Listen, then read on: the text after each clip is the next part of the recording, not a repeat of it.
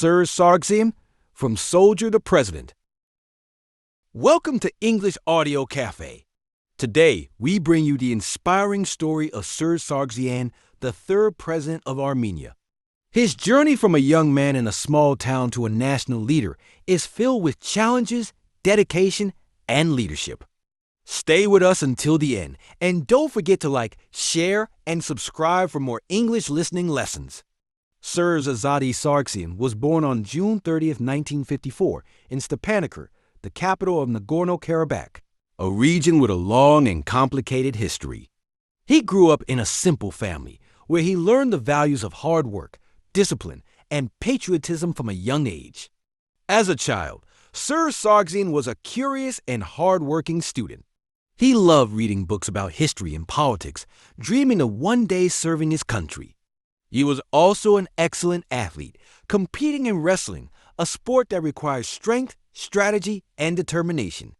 After finishing school, Sargsyan moved to Yerevan, the capital of Armenia, where he studied philology at Yerevan State University. This period of his life helped shape his understanding of Armenian culture, language, and politics. However, his life soon took a different path.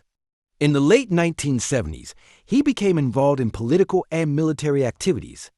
The Soviet Union controlled Armenia at the time, and there were growing tensions in the Nagorno-Karabakh region. Sargsyan began to work closely with local leaders to support the Armenian cause.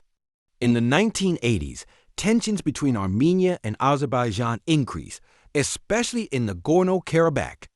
The local Armenian population wanted to unite with Armenia, but Azerbaijan strongly opposed this. This led to the Nagorno-Karabakh War in the late 1980s and early 1990s. During this war, Serzh Sargsyan played a key role as a military leader. He became one of the most important figures in the Armenian Defense Forces, organizing soldiers and leading battles to protect the Armenian people in Karabakh. The war was extremely difficult, with heavy losses on both sides. But under the leadership of Sargsyan and other commanders, Armenian forces gained control over Nagorno-Karabakh by 1994. A ceasefire was signed, and the region remained under Armenian control, though tensions never fully disappeared. After the war, Sargsyan transitioned from a military leader to a political leader. He took on several important government positions, working in defense, security, and law enforcement. His experience in the war made him a respected and influential figure in Armenia. In 2000, he became the Minister of Defense of Armenia, responsible for strengthening Armenia's military and ensuring national security. He focused on modernizing the army and maintaining peace in the region. Over the years, Sargsyan continued to rise in Armenian politics. He served as Secretary of the National Security Council and later became Prime Minister in 2007. By this time, he was one of the most powerful politicians in Armenia. In 2008, Serzh Sargsyan ran for President of Armenia. He promised economic growth, security, and closer ties with the international community. He won the election and became Armenia's third president on April 9, 2008. However, his presidency began with controversy. Many people protested the election results, believing there was fraud. The protests led to clashes between police and demonstrators, and 10 people died in the violence. It was one of the most difficult moments in Armenian politics. Despite these challenges, Sargsyan worked to improve Armenia's economy and international relations. He focused on developing Armenia's industries, attracting foreign investments, and strengthening diplomatic ties with Russia, the European Union, and the United States. One of his most controversial decisions was his attempt to normalize relations with Turkey.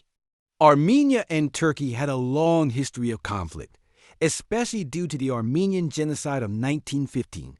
In 2009, Sargsyan signed an agreement with Turkey to establish diplomatic relations, but strong opposition from both sides prevented it from being fully implemented. During his presidency, Armenia faced several economic difficulties, including high unemployment and immigration. Many young Armenians left the country in search of better opportunities. Sargsyan's government tried to create new jobs and improve living conditions, but progress was slow. In 2013, Sargsyan was re-elected for a second term as president. This time, he focused on reforming Armenia's government and legal system. He also worked to strengthen Armenia's military and alliances with other countries, especially Russia. In 2015, a major political change took place in Armenia. The country shifted from a presidential system to a parliamentary system, reducing the president's power and giving more authority to the prime minister. Many believe this change was designed to allow Sargsyan to stay in power after his presidency ended. In 2018, after finishing 2 terms as president, Sargsyan was elected prime minister by the Armenian parliament. However, this led to mass protests across the country, known as the Velvet Revolution. Thousands of people, led by opposition leader Nikol Pashinyan, demanded that he step down. After just 6 days as prime minister, Sargsyan resigned on April 23, 2018. The revolution marked a new chapter in Armenian politics, ending his decade-long leadership. Today, he remains an important but controversial figure in Armenia's history. Serzh Sargsyan's journey teaches us a valuable lesson. Leadership is full of challenges, and true leaders must know when to fight and when to step aside. His life, from a young soldier to the highest office in Armenia, reflects the complexities of politics, power, and responsibility. That's the end of today's inspiring lesson on Serzh Sargsyan. His story is a reminder that leadership is never easy, and every decision has consequences. If you enjoyed this lesson, listen again to improve your English. Don't forget to like, share, and subscribe to English Audio Cafe for more motivational stories. See you next time.